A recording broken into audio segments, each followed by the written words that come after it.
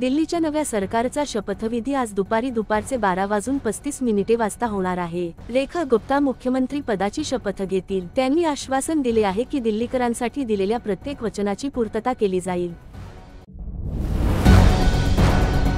प्रवेश वर्मा मुख्यमंत्रीपदाच्या शर्यतीत मागे राहिले आहे, तर संभाव्य मंत्रिमंडळात कप मिश्रा, मंजर सिंह सिरसा, आशीष सूद, पंकज सिंह आणि रवींद्र सिंह यांचा समावेश आहे।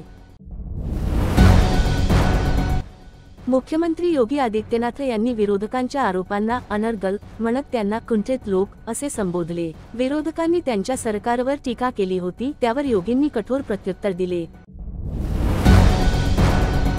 भारतीय लष्कर प्रमुख उपेंद्र द्विवेदी यांनी काँग्रेस नेते राहुल गांधींना सल्ला दिला आहे की लष्कराला राजकारणात खेचू नये, तसेच चीनबरोबर चर्चेच्या माध्यमातून तोडगा काढावा असेही त्यांनी सुचवले आहे।